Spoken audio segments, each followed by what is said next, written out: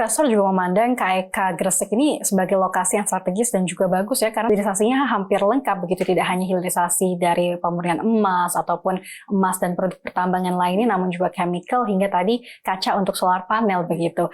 Nah, apa strateginya yang dilakukan oleh KEK Gresik untuk menarik investor lebih banyak lagi baik dari luar negeri maupun dalam negeri? Ya, dalam sejak perencanaan awal memang kita sudah merencanakan secara matang bahwa fasilitas kita ini sangat memadai untuk hilirisasi, yaitu satu adalah pelabuhan laut dalam, ya, karena bagaimanapun untuk industri-industri besar itu memerlukan pelabuhan. Memang lokasi orang cari kawasan industri atau orang mencari lahan untuk industri, pasti nomor satu juga lokasi, nomor dua juga lokasi lagi. Kalau lokasinya nggak tepat, dia bisa rugi banyak, gitu. Nah ini satu adalah pelabuhan laut dalam, dan kebetulan depannya kita Madura, jadi ada breakwaternya sendiri secara alami. Yang kedua, fasilitas kita ini lengkap, air, listrik, gas, dan kita desain memang kawasan industri kami ini semua fasilitas ini diinstal bawah tanah semua.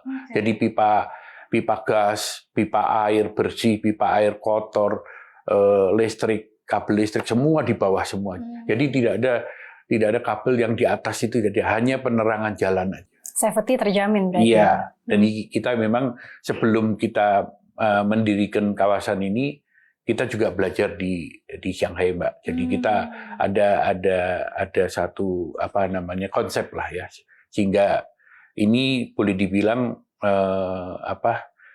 kawasan 4.1 atau 4.0. Ya, jadi kita memang sudah advance, dan kebetulan tahun lalu kami ditunjuk pemerintah sebagai KEK terbaik. Baik, ini luar biasa sekali dari penjelasan Bapak tadi, apalagi tahun lalu betul menjadi KEK terbaik begitu ya. Tentunya memang berarti investor sudah melihat adanya berbagai macam keunggulan dari KEK Gresik. Lalu untuk yang progres smelter dari Antam sendiri ini seperti apa, Pak? Antam itu baru tahun lalu memang tanda tangan dengan kita sales purchase land ya. Kemarin bulan Februari dia baru pelunasan, jadi saat ini dia lagi persiapan untuk konstruksi.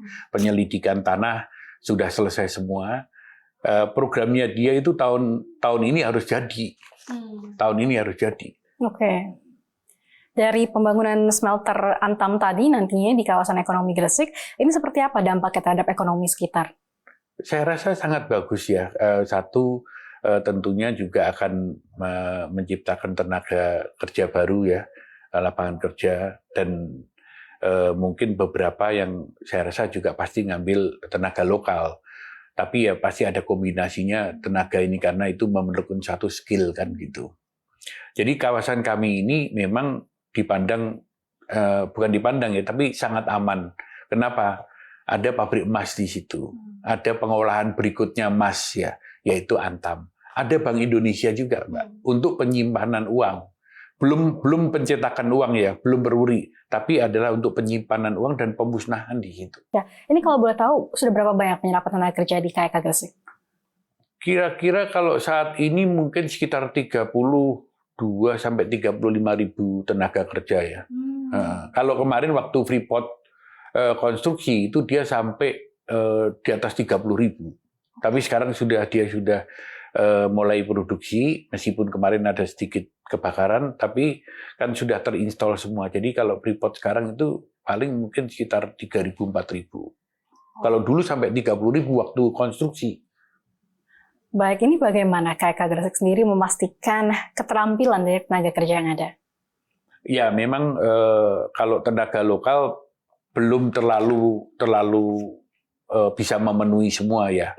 Tapi saya rasa 60% mungkin bisa dari lokal ya. Seperti juga ada peraturan dari bupati, kan kalau mengendakin kalau nggak salah 60-70% itu tenaga lokal.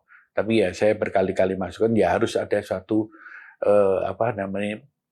training ya supaya mereka juga lebih terampil apa segala. Kadang-kadang mereka baru lulus ini kan perlu ada lanjutan untuk keterampilan mereka. Baik, nah ini